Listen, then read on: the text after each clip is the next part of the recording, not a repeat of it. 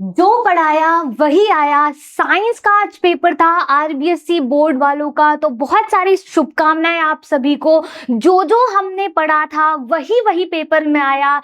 यकीन नहीं होता तो चलो चेक कर लेते हैं। नमस्कार साथियों, मैं हूं शुभांगी सक्सेना। बहुत सारा स्वागत है आप सभी का ई कक्षा के इस ऑनलाइन फ्री एजुकेशन प्लेटफॉर्म पर, जहां हम आपको सारी की सारी एजुकेशन देते हैं फ्री ऑफ कॉस्ट। आज आपका साइंस का पेपर था और साइंस का ये जो पेपर है, तो केमिस्ट्री का जो पोर्शन हमने पढ़ा था, हमने समझा था, वही वही क्वेश्चन आपके पेपर में आए।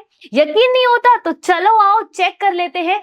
सबसे पहले एमसीक्यूज की अगर हम बात करें यहाँ पर, तो आप देख सकते हो ये एमसीक्यू जो है ये मैंने आपको पढ़ाया था और कहा था कि चैप्टर नंबर जो 1 है उसमें से संतुलित करना जब भी इक्वेशन को आता है तो वहां से डायरेक्ट क्वेश्चन जो है वो आपसे पूछ लिया गया। और ये पीवाईक्यू और था 2024 में भी ये आपसे पूछा गया था।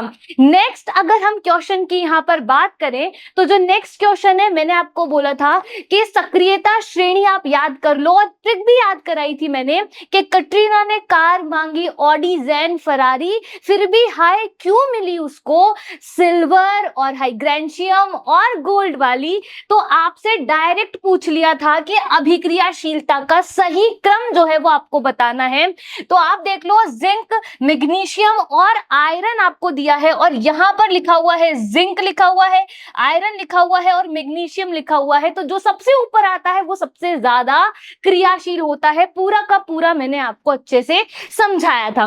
नेक्स्ट क्वेश्चन की अगर हम बात करें, कार्बोक्सिलिक अम्ल के बारे में पूछा गया था आपसे, और मैंने आपको और डिटेल में भी पढ़ाया था कि जब हमने 4 ऑप्शन देखे थे, लाइव क्लास की बात कर रही हूँ, 4 ऑप्शन हमने देखे थे जहां कीटोन, एल्डिहाइड, अल्कोहल भी आपको ऑप्शन में दिया था। और ये डायरेक्ट क्वेश्चन भी आपसे पूछा गया है 2025 में, वो भी हमने हमारी वन शॉट सीरीज के अंदर पढ़ा था। नेक्स्ट अगर हम बात करें कि नेक्स्ट और कौन सा क्वेश्चन आया था मैम, तो आप देखो थोड़ा सा ब्लर आपको दिख रहा है, पर ये आपके चैप्टर नंबर 2 का क्वेश्चन है कि नेटल जो होता है उसमें बहुत कौन सा अम्ल होता है, उसके जो डंक होता है उसमें कौन सा अम्ल होता है। तो मैंने आपको याद कराया था कि देखो ये आपके लाइव क्लास का है, और आपसे देखो ऑक्सैलिक एसिड, टार्टरिक एसिड मैंने लिखा था, चींटी का डंक, नेटल का डंक, मिथेनोइक अम्ल मैंने यहाँ पर आपको बताया था। आगे बात करते हैं कि अगला कौन सा आया था। ये बहुत सारी बार एग्जाम के अंदर पूछ लिया गया है कि जिंक जब सल्फ्यूरिक एसिड के साथ रिएक्शन करता है तो क्या होता है। ये देखो 2022 में पूछा, 25 में पूछा, 26 में पूछ लिया, और ये रही इसकी रिएक्शन भी थी। और मैंने आपको बोला था कि ये एग्जाम के अंदर जरूर आएगा। साथ में ट्रिक भी लिखी हुई है कि धातु अम्ल से रिएक्शन करेगी तो हाइड्रोजन गैस जरूर आपको देगी। नेक्स्ट क्वेश्चन पर चलते हैं। रुको, देखो सबसे अधिक तन्य धातु का नाम चैप्टर नंबर 3 में हमने बात करी थी, और यहां पर आप देख सकते हो मैंने लिखा हुआ है सोना। यहां पर क्या लिखा हुआ है? सोना एग्जाम्पल में लिखा है। लाइव क्लास में मैंने आपको बोला था कि अपवाद में से क्वेश्चन आता है। एक और क्वेश्चन आपसे आया था कि कौन सी ऐसी धातु है जो ठंडे जल के साथ क्रिया करती है। मैंने आपको बताया था कि सोडियम और पोटेशियम जो है ठंडे जल के साथ बढ़िया से क्रिया कर लेती है, साथ ही साथ ये सॉफ्ट भी होती है। एक्सेप्शन केसेस में से क्वेश्चन पूछा गया है। और देखते हैं कि और कौन कौन से क्वेश्चन जो हैं वो हमसे पूछे थे। निष्कर्षण प्रक्रम में जिंक सल्फाइड को ऑक्साइड में क्यों परिवर्तित किया जाता है? 2 मार्क का क्वेश्चन था। मैंने आपको पूरा भर्जन समझाया था और 2-4 बार रिपीट करके समझाया था कि भर्जन और निस्तापन में क्या डिफरेंस है। ये देखो जिंक सल्फाइड, ये लिखा हुआ है जिंक सल्फाइड, और ये पूरा क्वेश्चन है जहां लिखा है कि अयस्क ऑक्सीकृत हो जाते हैं। अगर सल्फाइड का अयस्क है तो वो ऑक्सीकृत हो जाएगा। तो 2 नंबर एज इट इज आपको मिल जाते। नेक्स्ट चलते हैं कि और कौन सा क्वेश्चन जो है वो यहां पूछा गया है। आपसे पूछा गया है कि जल के वैद्युत अपघटन की बात कर रहे हैं। लाइव क्लास में ये डायग्राम मैंने आपको दिखाया था और ट्रिक से याद कराया था। ये देखो यहां पर ये छुप गया है, पर यहां लिखा हुआ है OA, यानी ऑक्सीजन हमेशा एनोड पर मिलती है, पर देखो हाइड्रोजन हमेशा कैथोड पर मिलती है। याद कराया था कि OA करके बुला लेना किसी को भी, तो याद आ जाएगा कि हाइड्रोजन कैथोड पर मिलती है। डायरेक्ट क्वेश्चन पूछा गया है आपसे। नेक्स्ट और बात कर लेते हैं कि और कौन से क्वेश्चन जो हैं आए हैं यहाँ पर।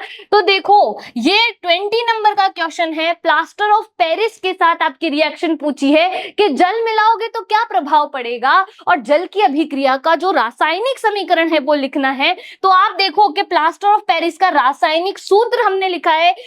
आप यहाँ देखो, यहाँ पर मैंने यहाँ पर पूरी की पूरी रिएक्शन लिखी है और जिप्सम लिखा हुआ है यहाँ, साथ ही साथ रिएक्शन यहाँ भी लिखी है और प्रोसेस भी बताया है। क्या बताया है? पूरा का पूरा प्रोसेस भी यहाँ पर आपको बताया है।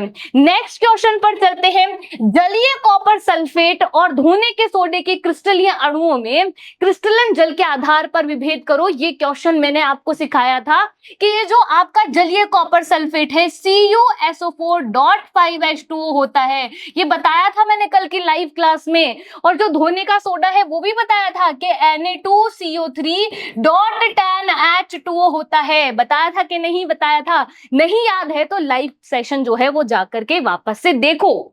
नेक्स्ट है आपका, क्रिस्टलीय कॉपर सल्फेट को जब आप गर्म करते हो तो क्या प्रभाव पड़ता है। ये एक्सपेरिमेंट जो है ये मैंने आपको कराया था और कल की लाइव क्लास में कहा था कि एक्सपेरिमेंट है जो आप जाकर के देख लेना, क्योंकि एग्जाम में पूछे जा सकते हैं। तो यहाँ पर लिखा है नीले से सफेद हो जाता है, क्योंकि ये जो नीला रंग होता है वो जल के कारण ही होता है। नेक्स्ट क्वेश्चन की अगर हम बात करें यहाँ, तो देखो, एथेनॉल को अम्लीकृत K2Cr2O7 द्वारा ऑक्सीकृत किया जाता है, बताओ क्या बनता है। तो भाई साहब ये रहा छोटा सा प्रयोग और बढ़िया सारा आपका जो उत्पाद मिलता है वो यहाँ पर, ये पूरा एक्सपेरिमेंट मैंने आपको कराया था। ऐसे ही आपके पेपर के अंदर एक क्वेश्चन और आया हुआ है कि जब HCl को वियोजित करते हो तो आपको जो ऋणायन स्पीशीज मिलती है वो कौन सी मिलती है। ये भी मैंने आपको कराया है कि Cl- मिलती है H+ और Cl- में विभक्त हो जाता है। IUPAC नोमेनक्लेचर मैंने आपको पढ़ाया था, लेकिन एज इट इज क्वेश्चन जो है वो उसमें से नहीं आया। पूरा IUPAC नोमेनक्लेचर सिखाया था, पूरा का पूरा इन डिटेल कि कैसे भी पूछ ले आप कर देंगे। तो साथियों, बहुत सारी शुभकामनाएं। आई होप आपका पेपर बहुत बहुत अच्छा गया होगा, आपने लाइव सेशन अटेंड किया होगा, आपकी तैयारी बहुत अच्छी होगी। मिलते हैं आपसे अगले सेशन में, तब तक के लिए धन्यवाद और नेक्स्ट पेपर के लिए ऑल द बेस्ट।